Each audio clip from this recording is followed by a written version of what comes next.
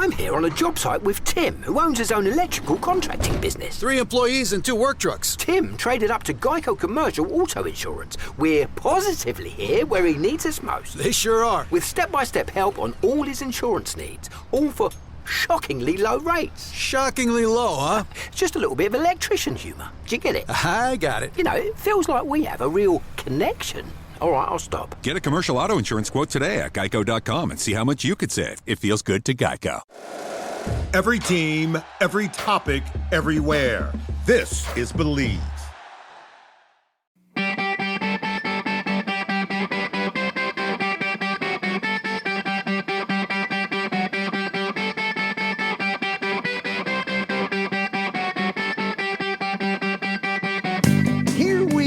With another Short Shifts episode. 10 minutes are on the clock.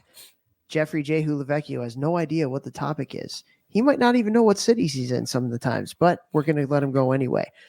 Vex, should you choose to accept, are you ready to go? Let's go. I always accept. Okay.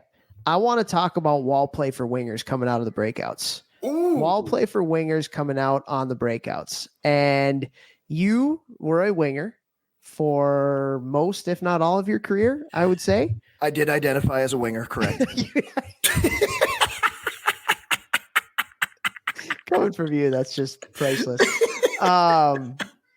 So give our listeners some tips. Like, if you're coaching, what are some things that you would talk about with your wingers? If you're a winger, what are some things that you should be aware of that can make you better on the walls? Let's go. Dude, this is a great topic because it's one that I struggled with when I was younger. Like I definitely struggled with wall play when I was younger because I was nervous about getting hit and stuff, like for sure. I remember actually my first AAA coach, Scott Sanderson, after one of my first AAA games in Minnesota, came in the locker room, and he's such a great dude. He's done so much for St. Louis hockey, and he's like, "And Lavecchio, you're skating around like you got a carton of eggs in your pants that you're trying not to break." But getting to wall play, I think first and foremost, Topher and I say this on the podcast all the time, you have to scan. So the goal is when you're going to the wall, whether it's being rimmed or you're just getting to the wall quickly, which I'll get to in a second, you need to know what's happening all around you so that you have an idea of how much time you have, how much space you have, and then also where your outs are. All 3 of those things, extremely important. Number 2, as I just said right there too, this is something that like a lot of younger players, including myself, it took me a while to get this. The harder and faster and lower usually that you get onto the wall. So the faster you get to the wall, the lower you get, and the faster you get into like a good position to receive either the pass or the rim, the more time and space you're going to give yourself to make a play. If you go to the wall slowly, right, that's going to give forecheckers more time to get set up and get on top of you and all over you, which means now you're probably going into the boards with them right on top of you, and pretty much your only play is to eat it, which we can get to that in a second too. So I'm telling you, get to the wall sooner, look around as you're getting to the wall, all over, scan, how far is that player? Do I have time to catch it? Turn up ice. Can I turn up ice as I'm catching it because I pre-scanned and I know that I've got like 3 seconds before anybody's going to hit me, which also will allow you to be calm, corral the puck, and then get it on your stick in a placement, which will allow you to make a smarter play. And then after that, if you do have to get there later and there is a guy on you, pre-pinch. Pre-pinching will give you time. And Can you elaborate on pre-pinching, what that means for people that might not? Right. So a pinch is when the D-man or even the winger could be like comes down the wall hot on you and pinches and tries to hit you and get body position, make contact as you're getting the puck, maybe even a second before as you get older, so that you cannot make a play.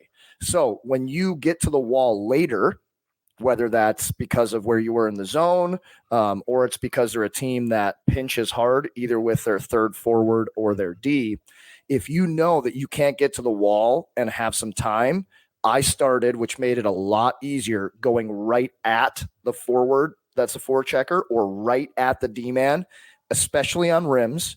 And I would sprint at them and use my peripheral vision as I got older and smarter and better to see and try and time right about when the puck was getting there. And I would look like I was going to go for the puck, and I would lift their stick and hit them and pre-pinch before they could try and hit me. You smoke D-man when you pre-pinch, especially deception. Toph and I talk about all the time, especially if you look like you're going to go for the puck, which means they think they've got the drop on you, and then bang, you reverse shoulder them. Not only will the puck probably just go right out of the zone, if you get really good at this, you can angle your skate on the boards to where you lift the D-man stick, you pre-pinch, you shoulder check into him as he's about to hit you, and then you angle your skate so the puck can like go out of the zone or into the center if you've scanned and you see your center is coming underneath. I like that. A lot of What info else? there, but What else you got? I'd also say another one that I love doing is if a guy was pre-pinching and on me hot and I'm coming down the wall because maybe it's like a transition or we were kind of circling or whatever and my timing was off.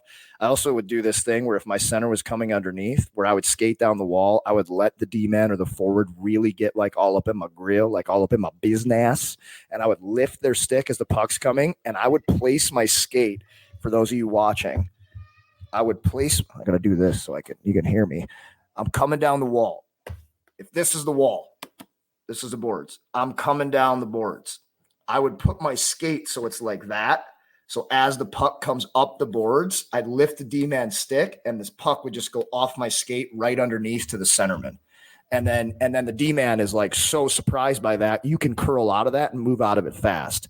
And then I guess the last thing I'd say here, so that you got 3 minutes to talk on this topic, is make a great play. As you get older, passing underneath to the weak side D-man on the wall is almost always open if you have a good center coming up, and then he pushes the back checkers back. The wingers go. The wingers cutting across, right? And usually you're going to pass under the center too, because the center is going to be there for you to pass a little bit ahead, and you pass it right off his back skate to the D-man who comes up right off the near post, usually sometimes the far post, and that underneath play is there. But no matter what, anybody listening, guys, girls, whatever, it's your job to practice this. If you watch a guy like Nicholas Backstrom, we had Eric Fair on the podcast, unbelievable guy, unbelievable Stanley Cup champion, owner of Lactigo. If you haven't tried that, get it. What's up? Unbelievable stuff.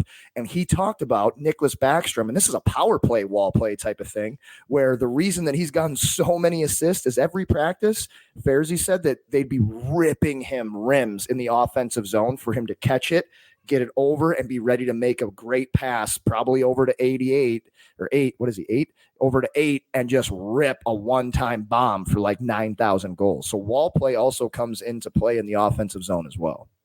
There we go. First of all, correction, it was Reed Cashman, not Eric Fair, who said that. It was Cashman who said that? Okay. He was an assistant in Washington at the time, head coach at Dartmouth now.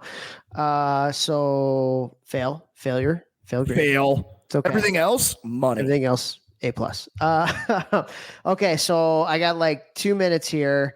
And so I want to reiterate the shoulder check and scan. It's the most important thing. You watch any NHL player on the wall, like you'll see 3, 4, 5 times, and they know where the D-man is coming down. They know where the other forecheckers are. They know where their center is. They know where that weak side defensemen are. Like it's a gift. If you could, like, honestly, like if you're really good along the walls, you can have a pretty good career playing hockey. That there are guys playing in the NHL who are really good along the wall in the D zone and really good in front of the net in the O zone, and they make millions of dollars a year. Just because it's hard to do that. It's really, really hard to be good at those things.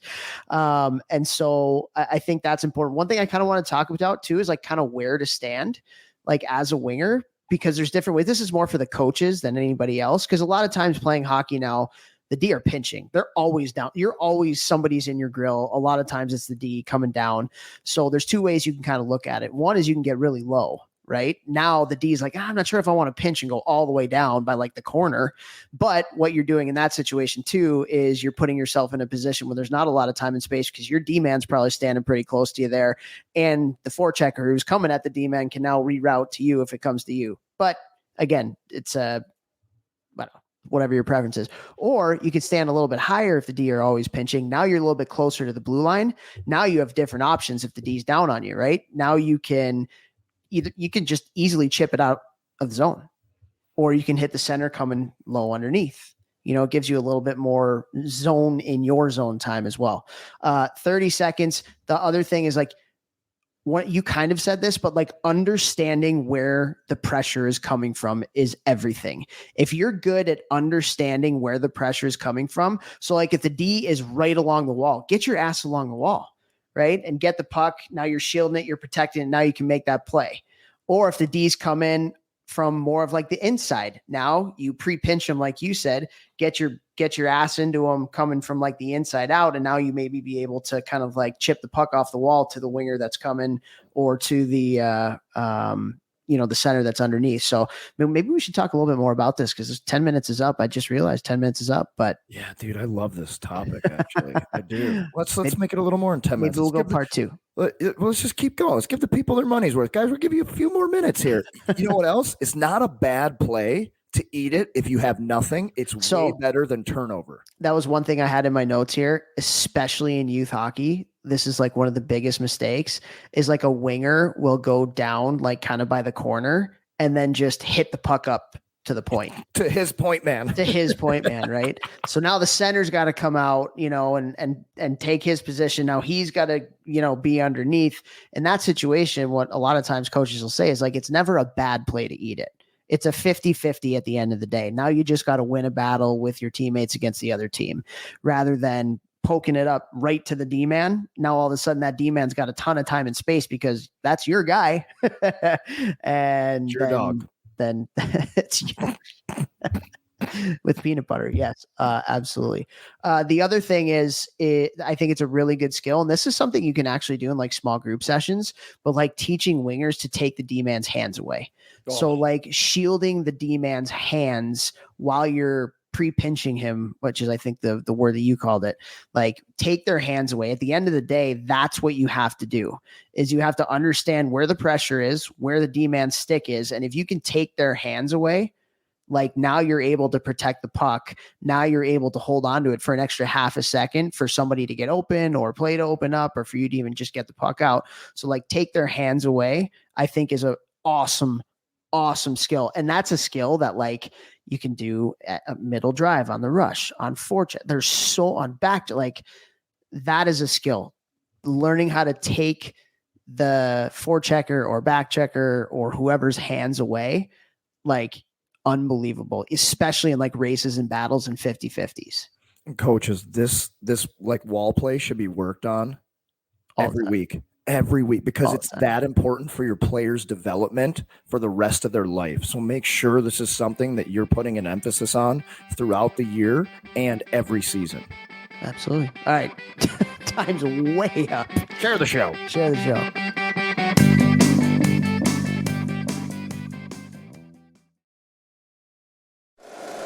If you like the show, please take a moment to rate, review, and subscribe. It really does help the show to grow. Thank you for listening.